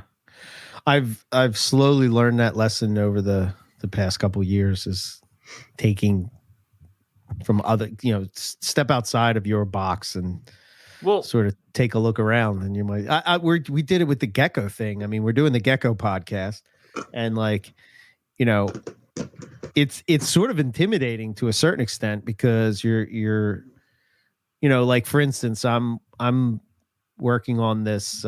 We recorded yesterday, and the one species of gecko in the U.S. that's over in California, that I had, I go and I start looking at the taxonomic part of it, and like nobody agrees on the taxonomy of it, and I'm like, oh, so this just doesn't happen in carpets; it happens in other stuff. But I don't feel confident enough to sort of speak what my opinion would be, because I really don't know. Whereas opposed to, I feel more confident when I'm talking about, carpet pythons or something. Absolutely. So it's like pushing yourself out of that comfort zone to sort of like learn more, so. Well, also it's good to have it. Like I have the complete boa and the more complete boa and stuff like that. And I got them just cause I'm like, the more complete series, I can get all the books, like, and that's, but it was, Yeah. But now that I'm kind of dipping into a little bit of some boa stuff, it's good to have to read because I mean I read the chapters on wait. What? You have boas? I have 3 species of boas. Oh, that's right. You have rainbow boas. I have rainbow boas, I have Dominican red mountain boas, and I have Argentines coming. Oh, I didn't know you had them coming. Yeah. Right. So, yeah. Something about a big black. You love those. It checks all the boxes. It's giant. It's pissed off. It's Some people don't think it's worth breeding because it's annoying. I'm like, all right, yeah, done, got it. All right, cool. So, yeah. But I read all the chapters on Argentines and stuff because it's like getting ready for them and stuff like that. It's good to have it. They're colder, right? Don't they? Yeah, they like it colder. Like red light. So right. Okay. Yep.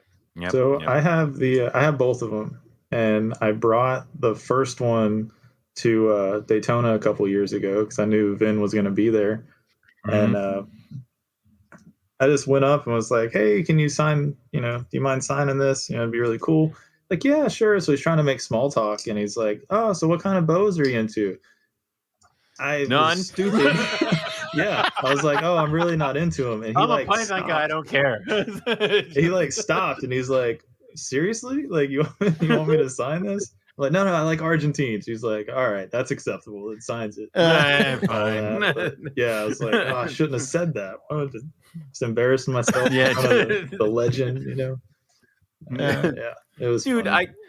we were in Arizona, and I picked up the complete box turtle. Why? Cause like there's a complete box turtle. I have it. It's right over there. Oh wow, okay. I didn't realize. Yeah. I didn't know. The only one I'm missing so far is the complete ball python. I have that. I don't want it, but I do. I do want it. You'll end up with it. I want it. I don't want it. Probably I want it. With it. Yeah. It's funny to look at that book in particular because you look at the morph combinations. How in the back outdated of the book. was that book? Like that book must have been outdated 5 minutes after it was printed. Yeah, pretty much. Because of how quickly they churn out morphs and stuff like that. I mean, come on.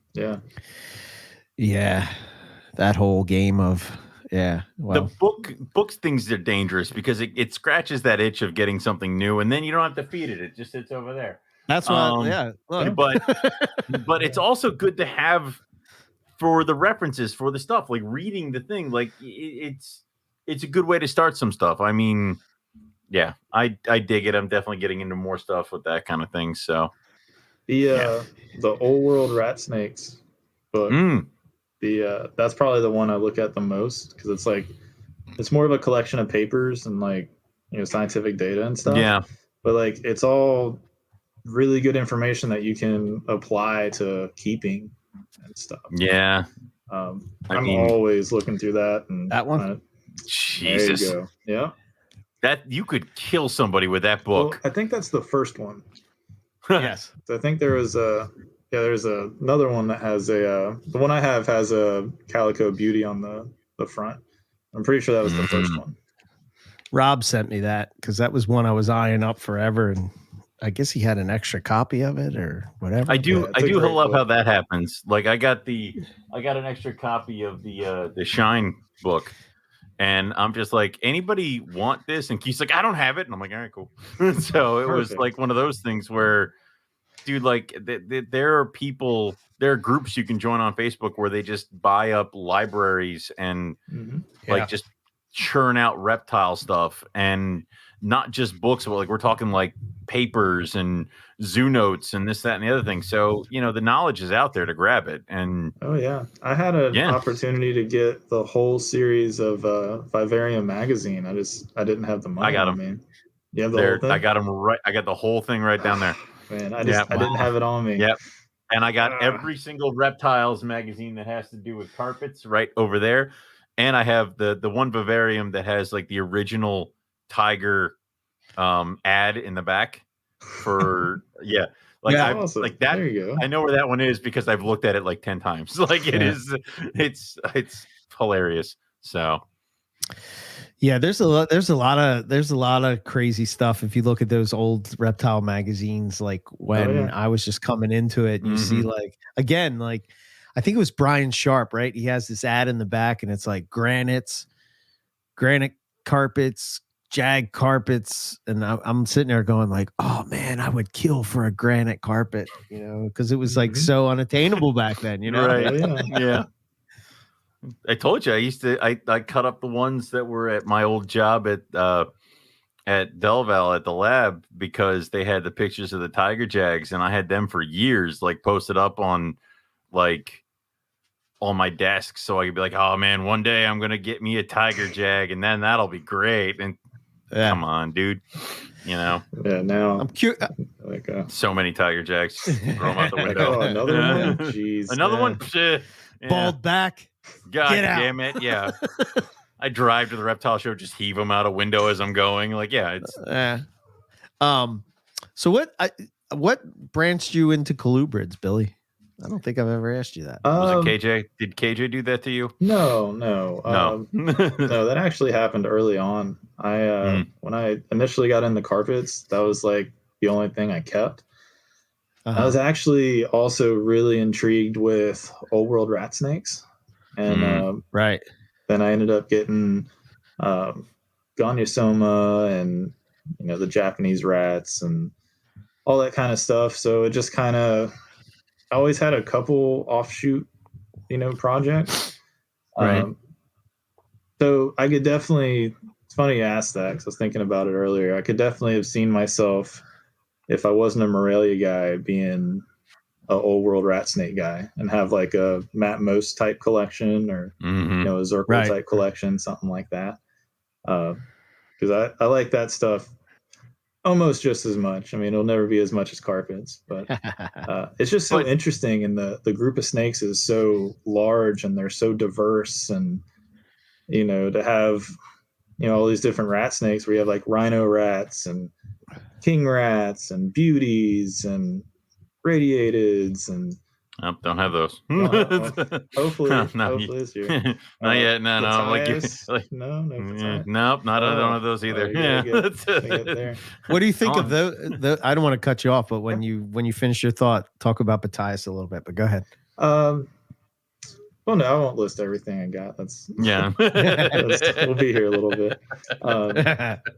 So the Batias is they're really fun. They're the only thing I have that's close to acting like a cobra. Right. And I've never done any venomous stuff. That's not. I've never really had the itch, if you will, to mess with venomous or anything. I think they're pretty. I appreciate them. I just, I've never worked them. I've never learned how to work them. So these guys are definitely a lot different from what I'm used to, or the female is anyway. The female is a psycho, but I got her from Rob and Matt, and they let me know what I was getting into, and I have a cage that's perfect for her. It's like half blacked out, and there's cork bark everywhere. She does well in it. My male is an albino, and he's really chill. So I can, take him out. They'll like do the growl thing, like they actually start growling at you, and they're just so alert and like they're so visual on everything, to where it's just it's so much different from anything else that I have. So I'm thinking of pairing them this year. I'm honestly a little gun shy because they are known to like snakes. They are known to like snakes. So I would really hate to have one, kind of the king snake thing. But I mean, I don't know. I'm planning on putting them together to just see how it goes. They're supposed to be pretty easy. Matt was telling me, like, if I just kept them together year round, they would probably give me 3 or 4 clutches a year. Well, I guess they just crank them out. Right. But they're cool snakes. They're the ones that Dan works with, right? Didn't he work with them at one point? Yeah, he works them a little bit. His big thing was the Carinata, the really big ones. Right. Yes. That's another one that's on my radar. If I can get my hands on those. Yeah, you got them? Oh, okay. Yeah. Wait, you have those? What, Chinese king rats? Yeah. No. No. It's Carinata. No, different one. I'm sorry. Yeah, no, Carinata. Sorry. Everything's Carinata. Yeah. We're not talking roughies.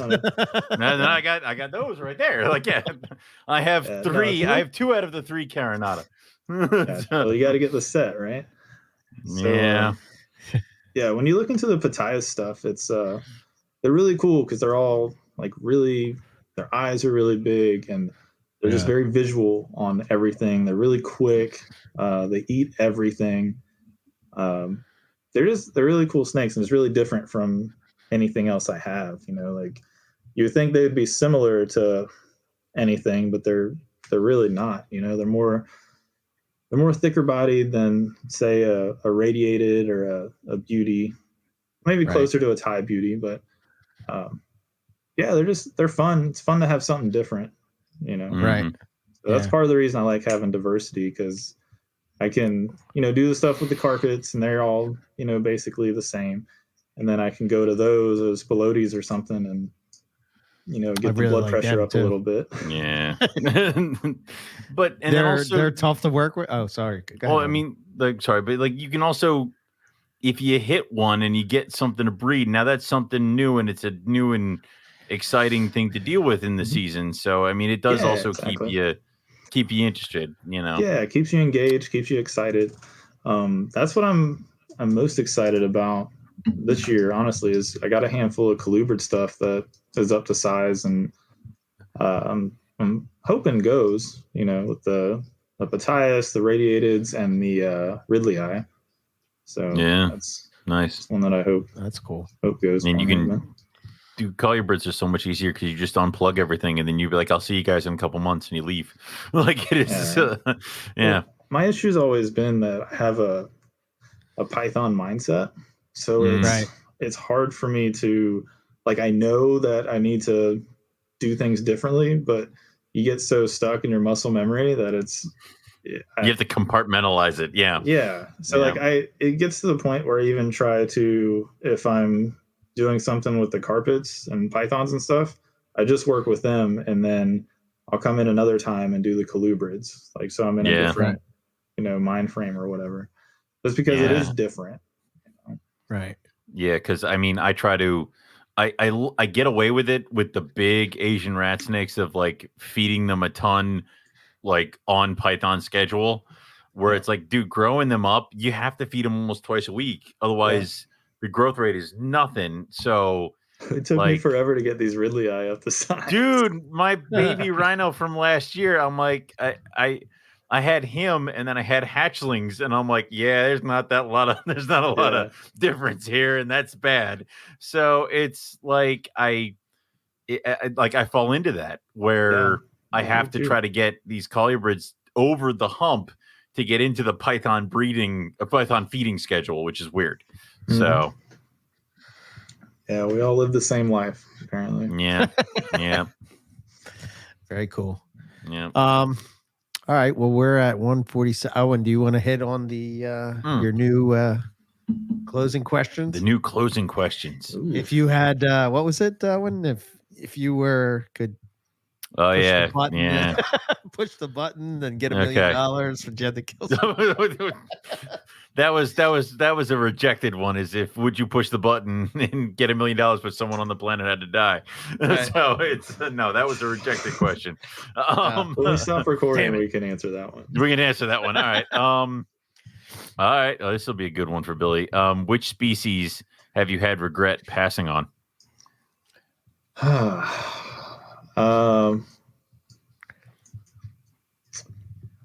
Ooh, that's a tough one. Can I put 2? Can I say 2? You can put 2. You can take 2. Argentines, since we brought those up. We did, yeah. And there's more to it, but Dunai. Okay. Yeah, I do wish I had Dunai, but in time. Luckily, I know a lot of guys that have them. So. You know a lot of people that got them. Of course, I only got one, so unless I have immaculate, conception, and it turns into a girl at the same time. Well, that'll be one you decide to sell instead of pair. Sell. So, yeah. Let's see. What species have you tried to breed and failed the most? Chinese beauty snakes. Damn. Yeah, I've been trying those. Well, the thing is that I don't have a proper setup to brumate. Like I said, Python guy. I live in Florida. So and I'm not gonna. I don't have like a room that I could isolate and do that. So make cold as hell. So yeah, I've had them for 8-9 years now, and I've tried. I've tried for 4 or 5 years, and no babies to show for it. But it's cool just having them. So maybe one time, maybe 1 year. One day you'll just walk into it and you'll be like, "Oh, eggs, cool," and you're like, "What the fuck?" Yeah. So it's all right. What was the hardest lesson you learned while keeping reptiles? Ooh, hardest lesson. Probably breeding green trees. Oh. So my first year I bred. This is my first year breeding anything. I produced jungles and green trees. Did MI on both clutches, and I was on top of the world. You couldn't tell me nothing. And I'm like, all right, I got over the hump. The hard part's over. I couldn't get any of them to feed. I couldn't get any decent advice, and they ended up just all 17 of them just went downhill on me. I just ended up with the bag in the freezer that you just stare at, and you're like, oh my gosh, what did I do? It hurts. Yeah. Okay. Yeah, but it helped me kind of in my next breeding seasons, and since then focus on different techniques to get babies to feed and all that. I actually have green trees paired right now, and I'm ready for it. I'm ready for the like I'm ready for the challenge again. So hopefully that all works out. Dude, nice. That's something you can't hammer into somebody's head enough, is that eggs is step one. Like it is there are so many steps after, like you're not done yet. Yeah. Well, I don't stop worrying about an animal till they're a year old. Yeah, it was God, it sucked. Because you guys have all been there. You're on cloud 9. You're way up here. And then just time goes on, and you're just like, oh man, what? I don't know anything. I thought I knew it. But I don't know shit. That's usually the universe has humbled you. There's usually one. There's usually one thing that happens in my snake room every breeding season that tells me that I don't know shit. Like, and sometimes it's good, where it's like eggs come out of a female that I had no idea was even gravid. Cool. Other times it's shit, where it's like I opened up the rhino eggs and all the babies died in the egg. It's like, okay, cool. Yeah. So it happens, unfortunately. Oh yeah. Last one is, so we're not doing all of them. We like to mix it. If you could start your reptile keeping over, what would you change anything, and what would it be? I wouldn't have this room upstairs. Yeah, I know that. I dread the day I finally get the room that I want and have to move all this stuff downstairs. Yeah, it's like, moving anything. Like we're talking about the worst. Dude, we're talking about getting out of here and getting into a bigger thing, and I'm like, oh yeah, bigger space, don't maybe building. And I'm like, well, yeah, I learned that lesson the hard way.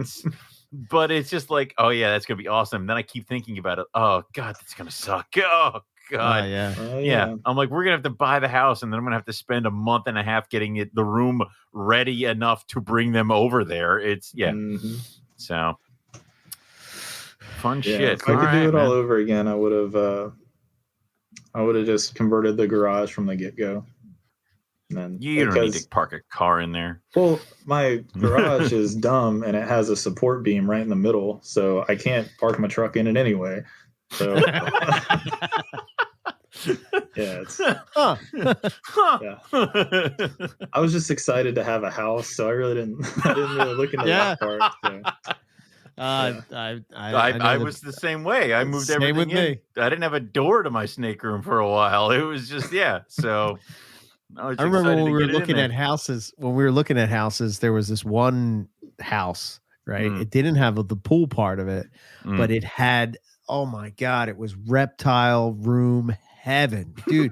It was like the basement was so big, and it had a room that was like an entertainment room. Then it had another room that was off to the side. Then it had this big room where it was. Then it had another room rooms. Off to the side. I was like, I didn't even care what the upstairs looked like. I'm like, this is it. Who gives a damn? Like, yeah, but I don't like this, and the yard's not big enough, and there's no pool. And the dogs are I was like, I don't care. Big. I don't understand.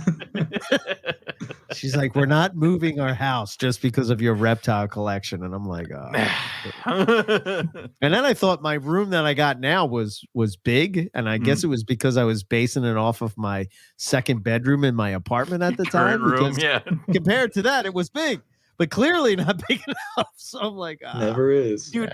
I expanded into a whole nother room. Like I have the whole basement now. Yeah. And I'm like, not big enough. More room. Need more cages. Like it never stops. No, it doesn't. Yep.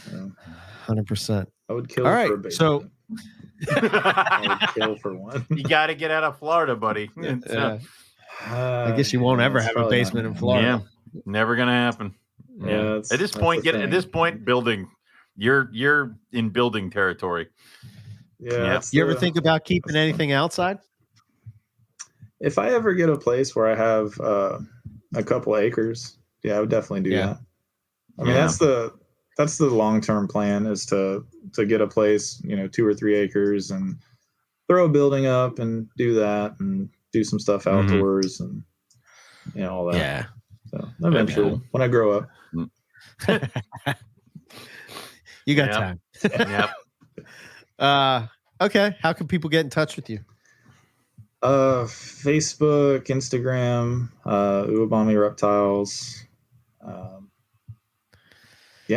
Just if you have any questions or just want to talk snakes or whatever, always down to talk snakes with anybody. So cool. Awesome. Even us. Yeah. Especially you guys. Yeah. Right on. Well, appreciate you coming and chatting with us for a bit. Good talking to you. Glad you're doing okay. And I look forward to see what you make this season, man. Hopefully, I still have a box coming to you at some point, and then as do you. Yeah. If you want to throw some coastals in there for somebody else, I mean, that's fine too. You got to come to Daytona, and then we'll talk about some. All right, coastals. Yeah, right. I got to come and map it out. Are you going to do Daytona this year? You doing Daytona this year?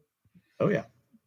Yeah. Okay. I just got to go. I'm thinking about going down this year. I'm thinking. Well, I should. It's a good time. Well, Owen never hangs out with us after the show. Never does. No. Yeah. He won't fraternize with everybody. Yeah. No, I can't. It will lower cool me for school. Yeah. It is. Yeah. See, this is why people don't let you read books ahead of time, Owen. You dick.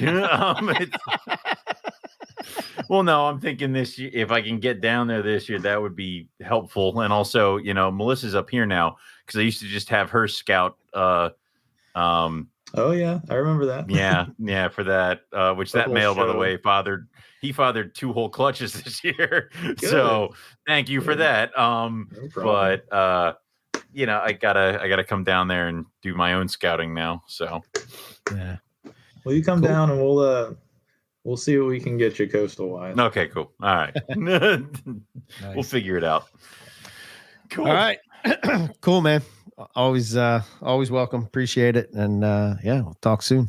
Yeah. Thanks for having me. Yeah, thanks, absolutely. Billy. All right. And then Owen will just close it out. Go for it. Yeah. So next episode, we're going to be talking, reviewing the book, as we said earlier, The Secret Social Lives of Reptiles. Hopefully Owen comes prepared with his book report. There was not you did not say a full report. You said I just had to read the fucker. Like okay. It was, right. Fair enough. There will be no homework for NPR. Owen will quit so quickly.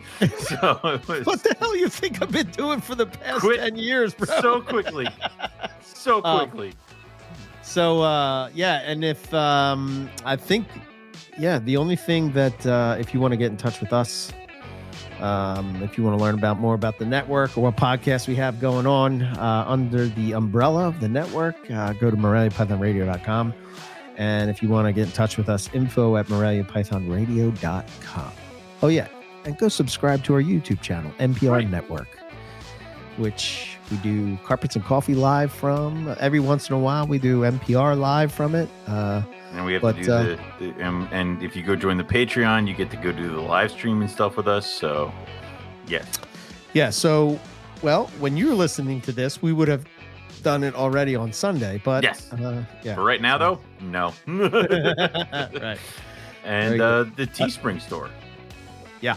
Yep. Yeah. Go check out that. It's got everything: EB Morelia stuff, Rogue Reptile stuff, Carpet Fest stuff, NPR stuff. All different times, all different kinds of things on there. And yeah, go check it out. Cool. That's all I got. That's all we got for you guys this week, right now, on this time. So we'll say thank you all for listening, and we'll catch everybody back here next week for some more Morelia Python Radio. Good night.